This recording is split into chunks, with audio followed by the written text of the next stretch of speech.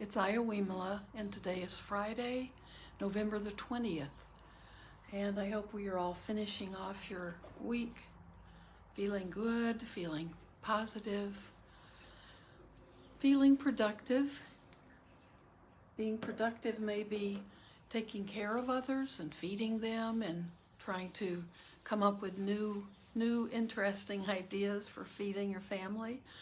It might be that you're reading and doing some things that you have put off in the past that was pre-pandemic.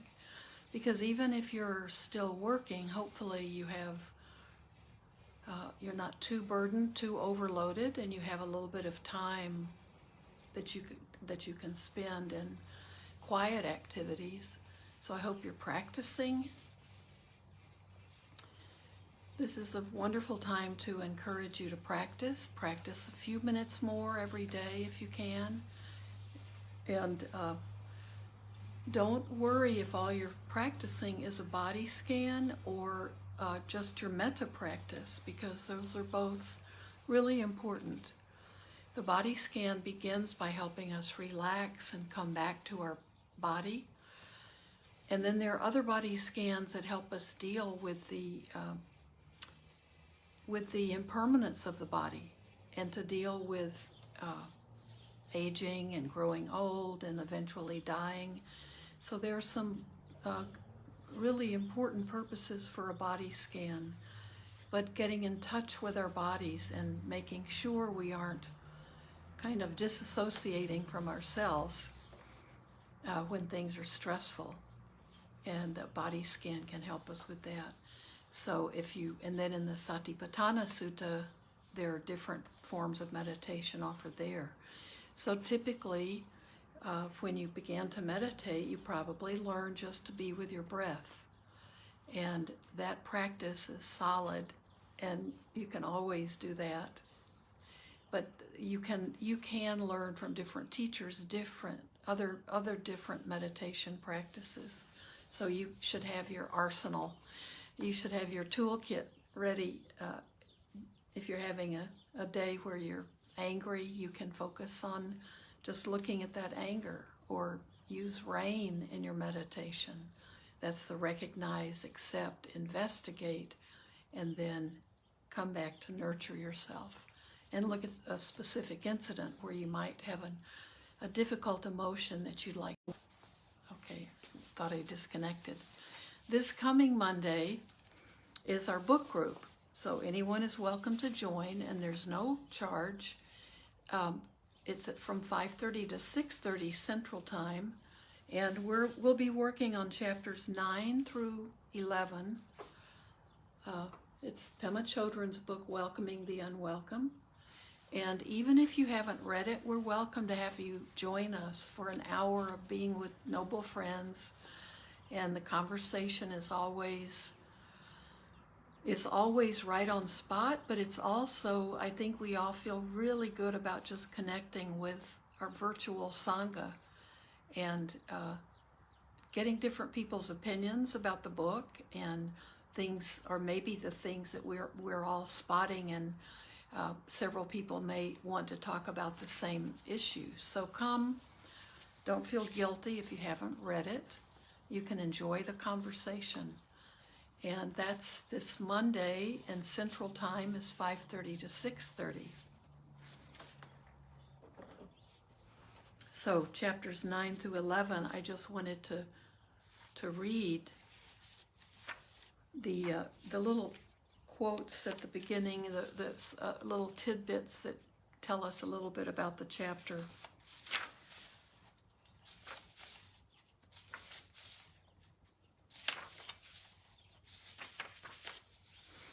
Now, chapter 9 is speaking from our shared humanity.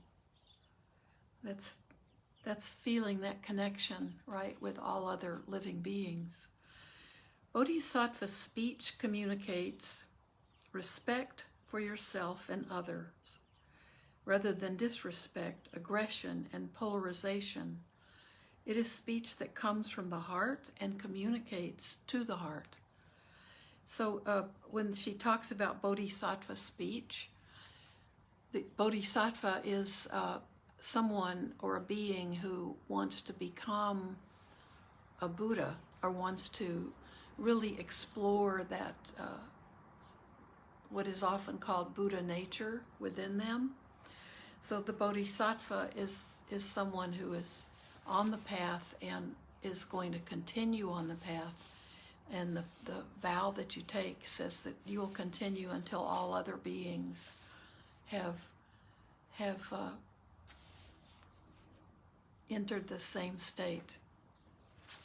So that's chapter 9. And okay, that's chapter 9. I have a part marked here.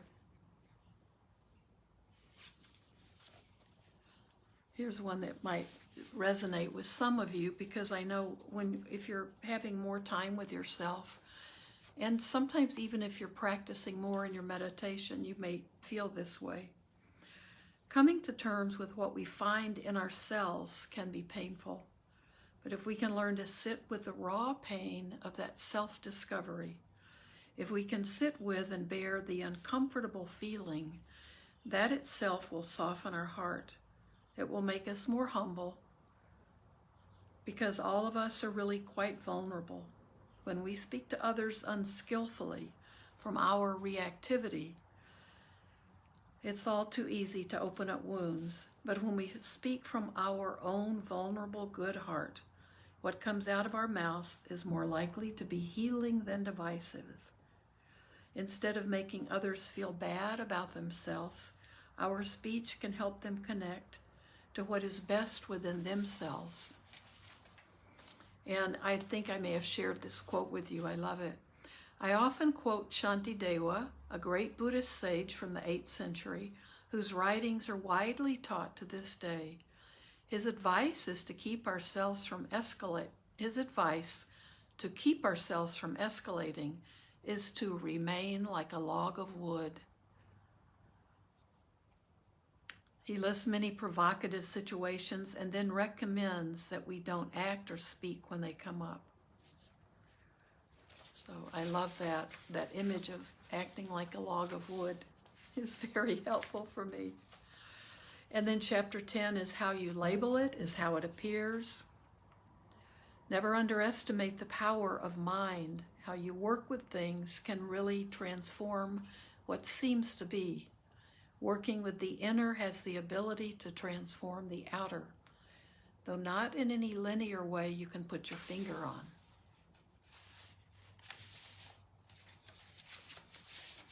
And in this chapter, she talks quite a bit about first becoming the abbess at Gampo Alley, and how she found out early on that she needed to change things about herself to be a successful director.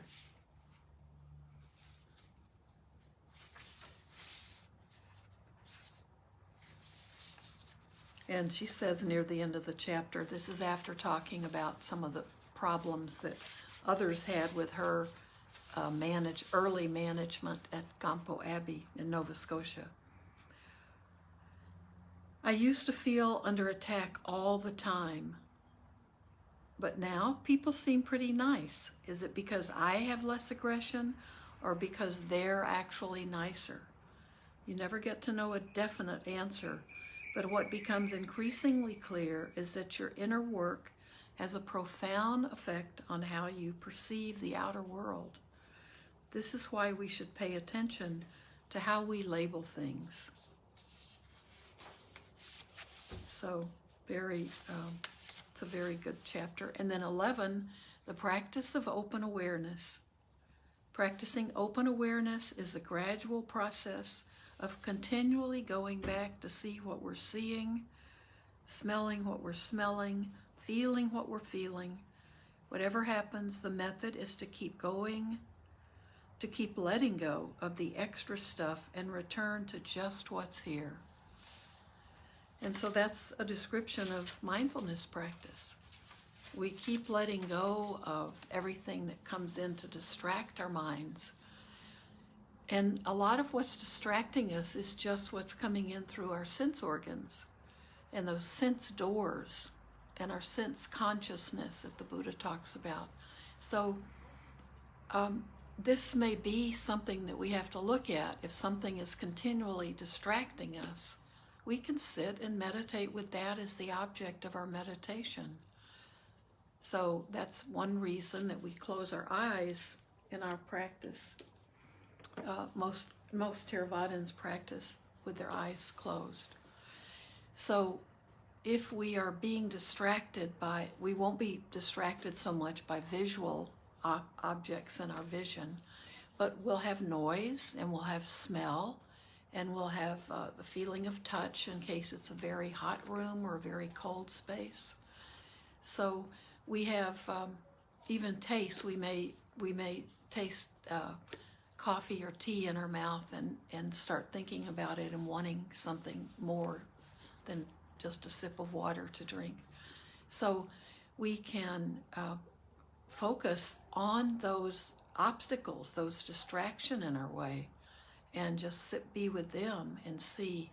Sometimes we just get bored enough having that distraction come up that we're ready to move on from it. Sound is often that way. A distracting sound without trying to disturb us any longer. So those are the next 3 chapters we'll be looking at, and join us if you can. And you do go to Eventbrite to get the login number, but you don't have to pay anything. Or if you want to make a donation, I'm not discouraging you from doing that, but Eventbrite is also how we recommend if people want to make donations just to the temple. You can do that. But otherwise, we use it whether it's a ticket that you pay for or not, just to get into the Zoom classes that the temple sponsors. So let's spend the rest of our time. Let's do some breathing together. Okay, so why don't we gently close our eyes.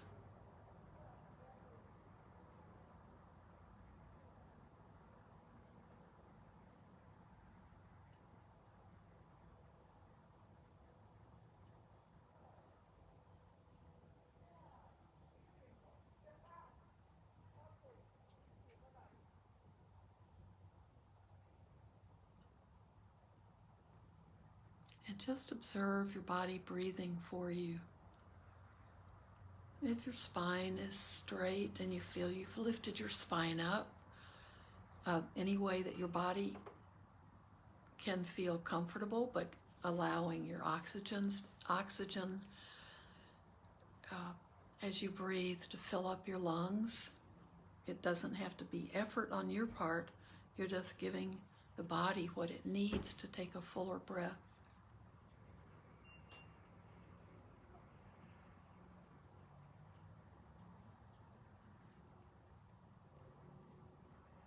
And remember, you can observe your breath around your nostrils.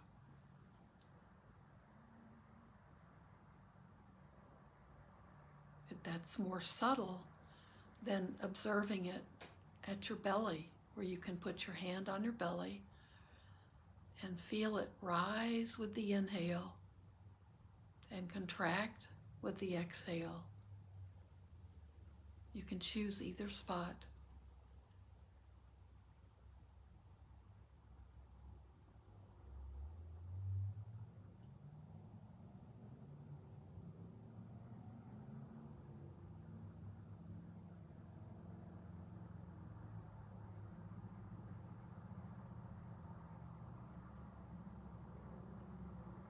Just keep relaxing.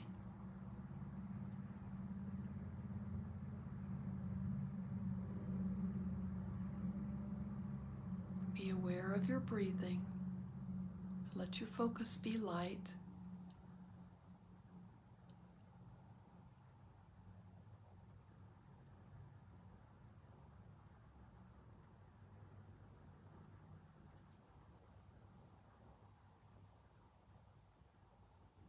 Be aware of everything coming into you through your sense doors.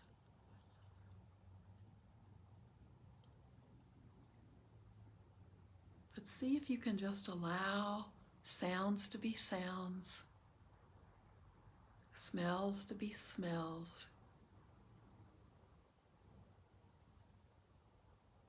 Notice if you feel hot or cold, and see if it's an okay temperature and you can be with it, or if it's extremely cold or hot. If there's something you can do and that would help you continue with your practice, you can put a shawl around you, you can turn your heat up, you can go sit in the sun when you meditate. But if you can, just be aware of what you're feeling.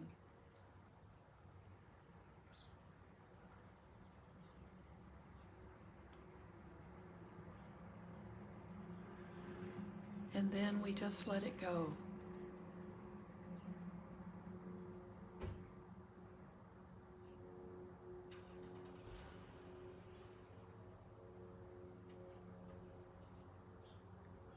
Be aware of your whole body.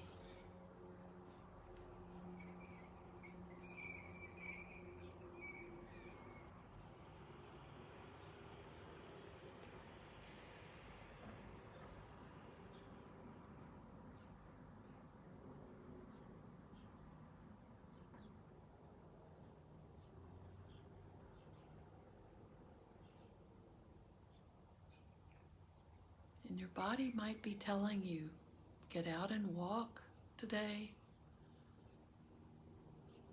Move that log around. Being a log in difficult conversations is really good. But being a log at home when we need to be getting some exercise, not so good.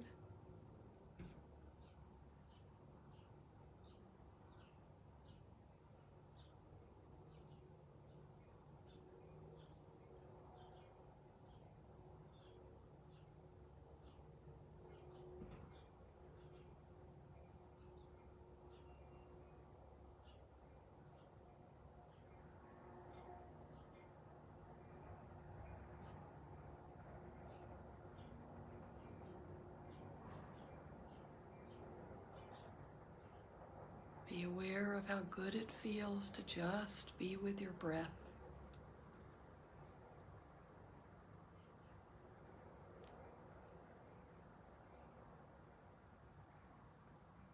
Feel your body calming down.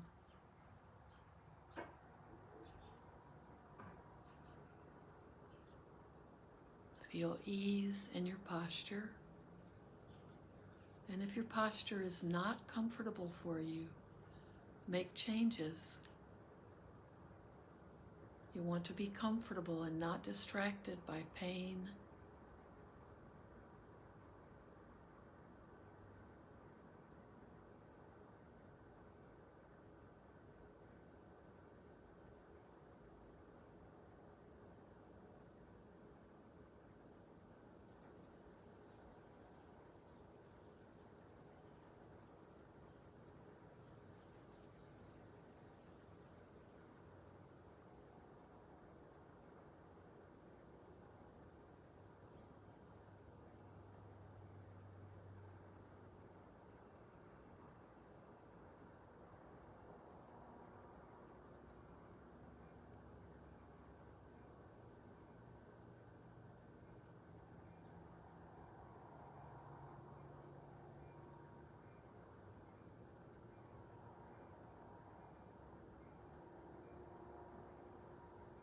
Where is your mind?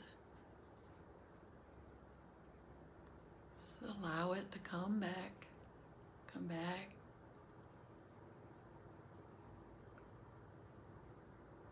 Come back and just be aware of your body breathing for you.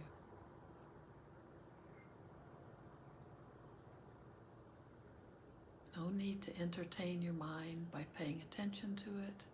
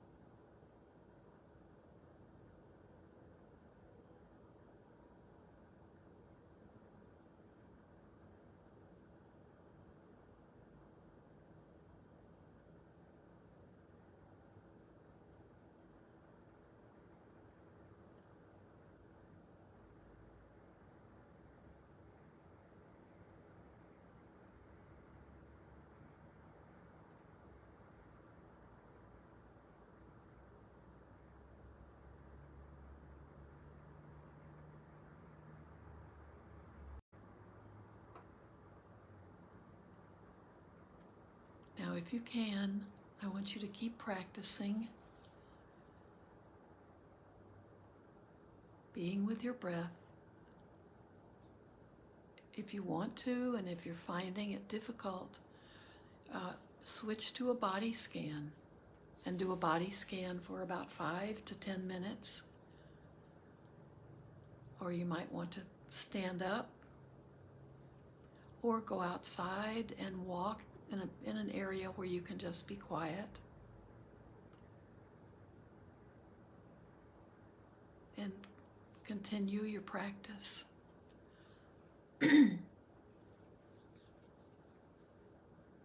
So thank you for being here. Whoop, there's a squirrel that wants to come in. Thank you for being here and helping me in my practice. And I will see you Sunday morning. Have a good weekend and be thinking about lovely things and ways to not be distracted all the time with the news or fear or worry or anxiety. May everyone be well, happy, and be at peace.